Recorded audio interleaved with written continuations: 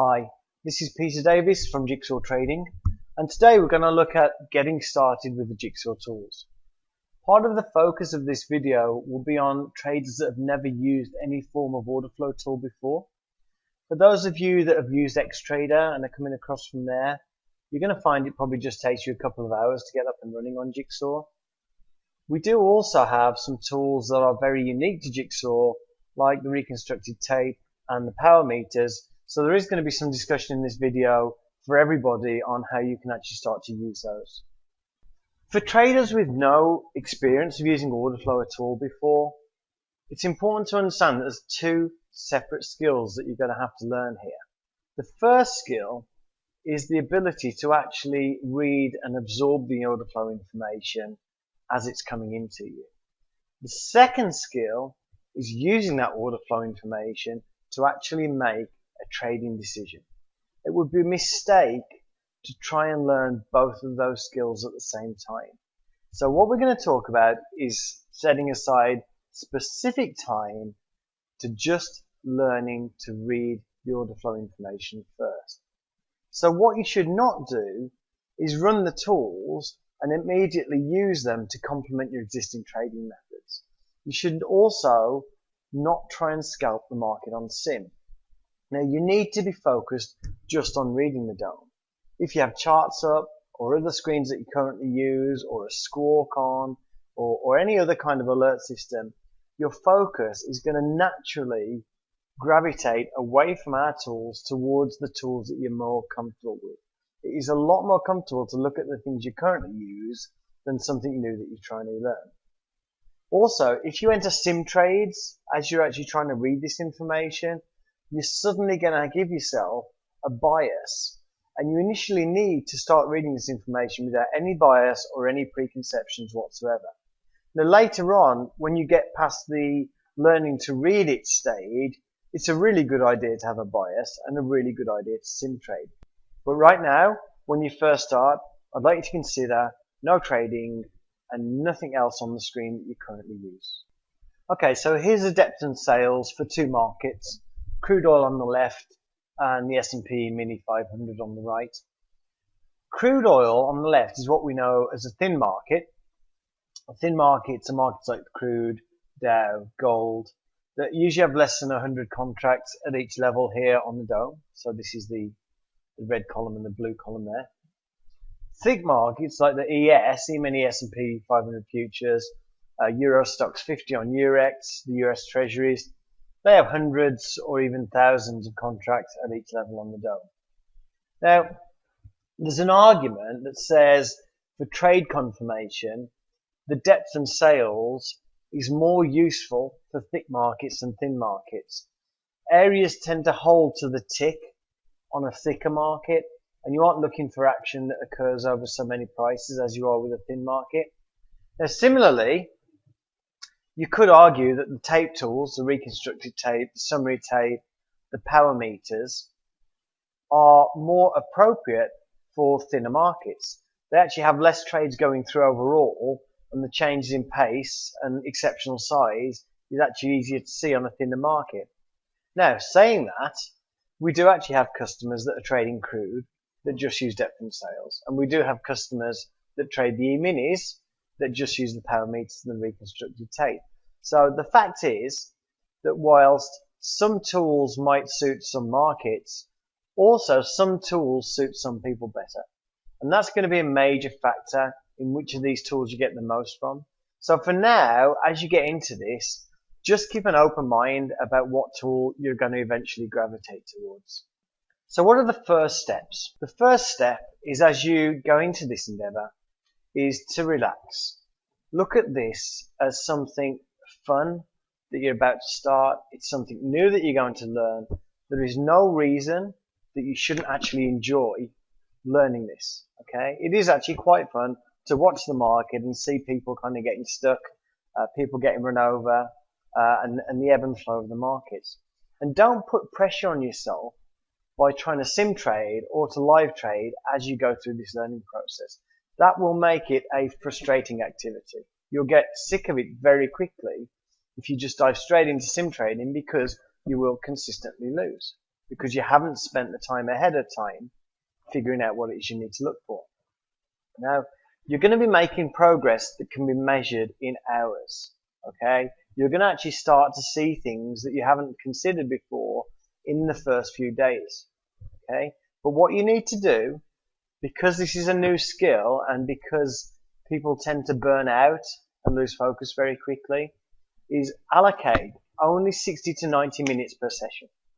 And only do that 1 to 2 times per day. And stick on one market. Okay? Now, if you're not sure which market you want to actually stick to with your order flow, then put in a few days ahead of the time you're actually going to start to learn the order flow. Put in a few days and actually take a look at the order flow on different markets. And I would recommend you do that for the crude, the gold. I recommend you look at corn. Recommend you look at the 6E. I recommend you look at some of the markets on Eurex. Recommend you look at the ES, because those markets all move in quite different ways. Of course, US Treasuries as well. So have a look at a few different markets, and you might find that one particular market talks to you, and then that's the one that you gravitate towards, and then stick to that market for a few weeks and do your 60 to 90 minute sessions just on that market. Now, it's also important to actually do this at peak times. There's no point doing this if it's 3 o'clock in the morning Eastern time, because there's no movement. You need to be looking at it. If you trade in the US, you need to be looking at it from 8 a.m. Eastern up towards lunchtime. You need to avoid news releases, because basically what you're looking at isn't going to be readable during a news release. And it's very important. All charts, news feeds, scores, alerts, off, everything, all you're going to have up on your screen is one single depth in sales. Okay, so here is my one single depth in sales. And what are we going to focus on? Okay, initially, I want you to focus on just one thing, and that would be the current trade columns in the center here. Now, those current trade columns are showing you how many contracts are executing at each level. So the red text here, the 8, that's how many sell market orders have traded into the bid at 1789.25.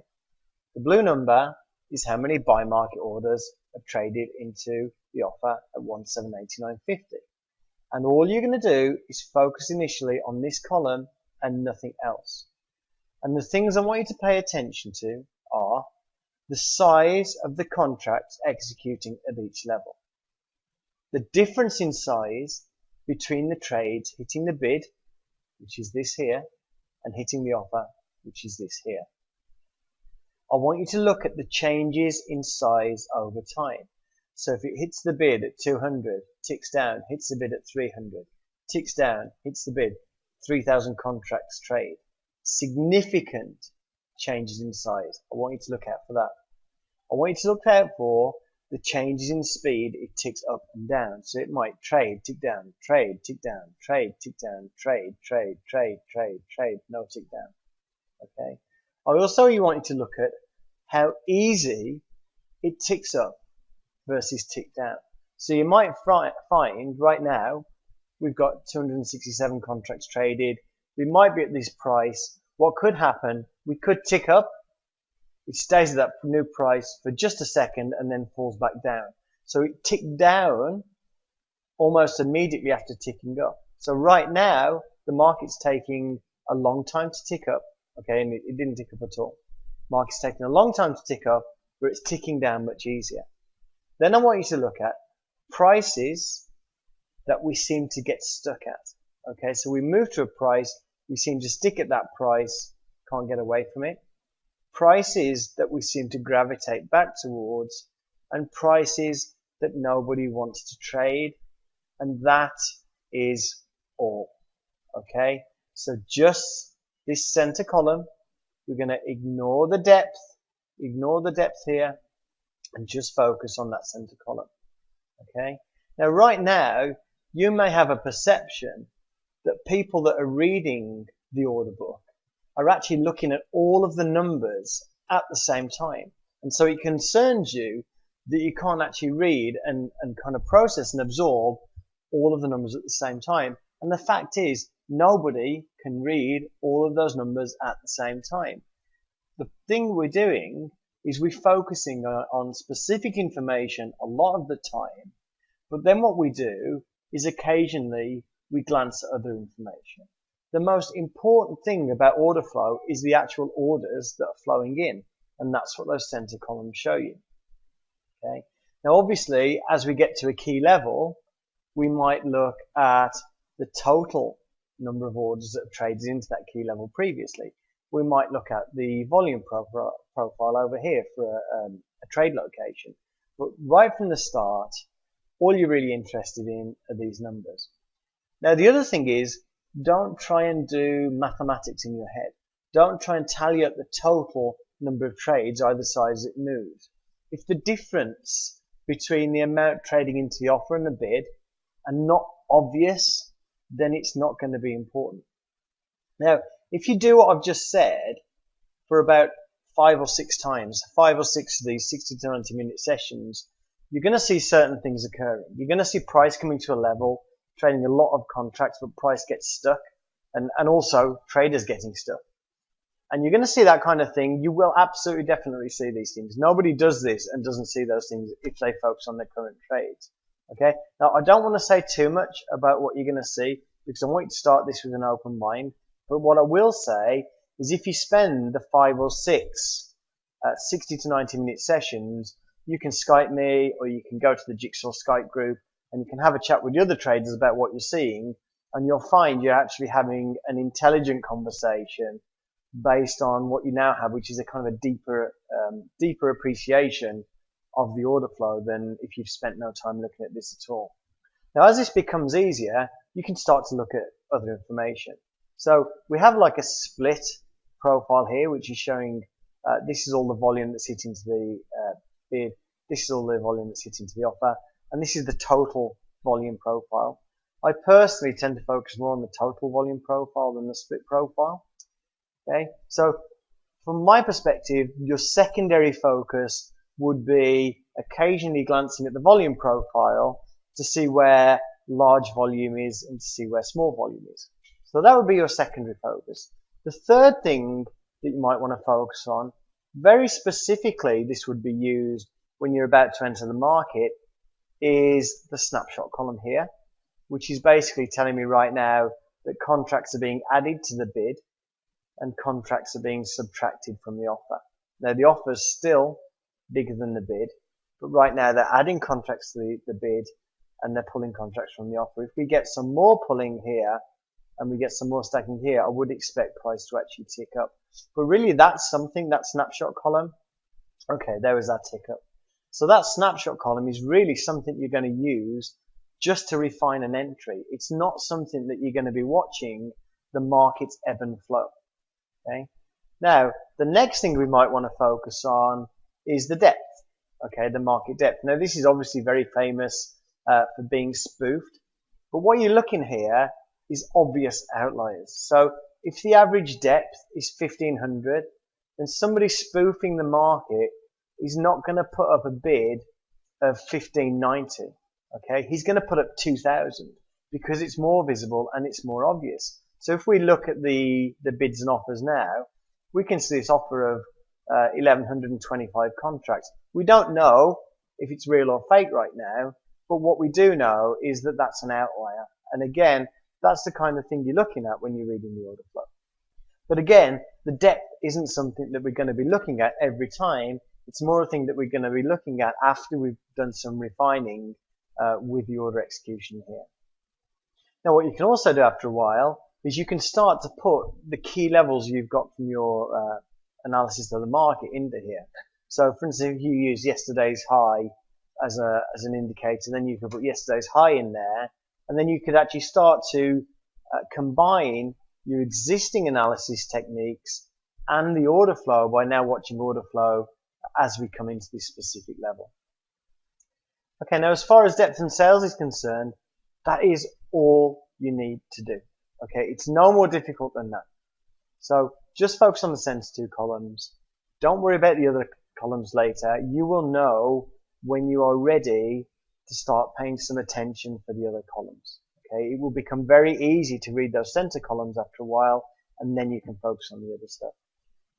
Now, with the reconstructed tape and the power meters, a lot of the information on there is the same as the current trade columns on depth and sales. We're either looking at all of the trades, just large trades, looking at power meter with all trades showing us the difference between the amount of buying and selling, or we're looking at the power meter, filtered trade showing the difference in the buying and selling of the large players. It's all similar to that current trade column in depth and sales. It's just giving you a slightly different way to read it. And this is a skill. This is basically what tape reading is, the reading of the actual trades going through. And what you're interested with the tape reading, you're interested in the pace of the trades, how quickly the trades are actually coming in. You're concerned with the activity of large traders. Again, concerned with prices that we keep coming back to, prices that we can't get through, and prices that nobody wants to trade. And we're also looking at a switch in activity from being predominantly buy side to predominantly sell side and vice versa. And with the reconstructed tape and the power meters, the way you should approach it is slightly different from the way you approach learning the depth and sales. First of all, it helps when you're learning the reconstructed tape and power meters, it helps to already have your levels defined. And one of the reasons for that is because it helps if you actually reset the meters as you approach a level you're looking to trade. Now, as you approach a level you're looking to trade, you're going to watch the pace of the market as you come into that level. Does it rush towards it? Does it back away from it? You're going to watch the distribution of buy to sell orders. You might start moving up, but you might find that actually on that move up, you're actually seeing a lot more selling orders start actually coming into the market. You're also looking to see if large players are still around and on which side. So again, if you're moving up to a level where you think the market might reverse, did all of a sudden the large buy market orders kind of disappear and all you're seeing are the one lot warriors? It also helps if you record the action and play it back. Now you can use Camtasia, you can use BB Flashback, which is a free screen recorder. Just record the screen, and then what you can do is you can actually go over the turning points later on and kind of analyze the kind of action that you saw at those turning points. But obviously, remember what we said, it really does help if you reset the meters as you approach a level. Now it also helps if you sim trade and follow the post-entry order flow. Because again, a lot of people, they look at order flow and they only think about their entry. But one of the really fantastic uses of order flow is once you're in a trade, to see if the flow of orders is actually on your side, so you know whether to carry on with the trade or whether to cut it short. Okay, so let's just have a quick look at the reconstructed tape and the power meters. So what we can see here on this screen, we have a reconstructed tape here showing all trades. I wouldn't recommend having a reconstructed tape just showing the small trades. For purely looking at the flow of order, just a reconstructed tape showing all trades. And you actually do that by saying, I want to show large trades with the size filter of 1. And then to the side, I would have a reconstructed tape just showing the large trades. Okay. Now, what I would say in terms of focus and the tool that you just want to glance at occasionally, if you're looking to enter the market and you're getting up to your point where you want to enter the market, if you are going to use the reconstructed tape, you need to focus purely on this and maybe just glance across every few seconds to see how the large traders are coming in. Now that's from a reconstructed tape point of view, but we also have a strength meter point of view here, where we have a strength meter that shows effectively the same information as reconstructed tape. Let me just clear that. Okay, so what we're actually seeing as trades come in is we can see that the sell market orders are colored red. We've got 8, 10 sell market orders. As some buy market order comes in, we'll actually see a blue bar. So it actually doesn't show us the individual trades. It doesn't show us the pace of trades coming in, but it does show us the overall ratio of buy to sell orders. Now what we also have across here, that's also just reset, is a reconstructed tape that's just looking at the large orders. Okay, and we reset it, and since we reset it, only one large order has come in. So really, if we look at this reconstructed tape, this large reconstructed tape, this strength meter here, this left strength meter here, it's the same information that we have on these sensitive columns here. And that's what I say, that some tools will just suit some people better. For no other reason, it's just their personality. Now the other strength meters we have there, the strength meter in the middle is actually showing bids and offers. It's not showing all bids and offers. Okay, I've got this set to just show the first two levels of depth. We could use the first three levels of depth. And it just shows me, on the red side, it shows me the first three levels, total of the first three levels, and on the blue side, total of the first three levels here. And then on this strength meter here, I'm seeing effectively what I see, anything blue will consist of what's added here and what's subtracted here. So if you add to a bid, it's considered bullish, and if you subtract from an offer, it's considered bullish. So we can see here, it's showing us that the bids are being stacked, offers are being pulled, and right now we're still stacked slightly on the offer side. So what we need to see is this kind of blue push up a bit here, and then we should start to tick up. Okay, we didn't get that push up there. But again, the reason you have those three strength meters, it's just a different perspective of the information you're seeing here. So this strength meter represents sensitive columns. This one represents these columns. This one represents these columns. Some people will simply find one format easier to read than the others. So don't get hung up on trying to use everything at once, because there is duplication of information. If you do the exercises as we've described, you're going to be able to absorb the information, but you also, just by the fact you spent time looking at it, you're going to have a good idea of what to look for. Okay, and you're going to have a good idea of which combination of tools to use, but not everything with order flow is intuitive. So we've got a number of resources that are going to help you get up and running. First, the Jigsaw blog, which is trade videos and webinars. Second, a particular blog post on there for the cut and reverse drill. There's links in there to a web page by a guy called Guy Bauer, who trains the traders at PropX Prop Shop. Some of the stuff they do is on thin market as well, which is good for the guys that trade crude. But he actually talks through a lot of the drills that they do in PropX to get their prop traders up and running. We've also got a free order flow lessons page on the website. And also there's some Jigsaw customers that have got their own YouTube pages and are putting up their own videos using the tools. One of the most famous ones is a guy called Welly on Big Mike Trading Forum, and there's a thread there where he actually explains how he uses the strength meters and recon tape on the E-mini S&P 500 to confirm his price action trades. So with that, I will bid you good luck. If you do need to contact me, there's my contact details. You can also Skype me on Jigsaw Trading. And if you have any questions during the learning process, please feel free to send me an email or get in touch with me on Skype. Thanks.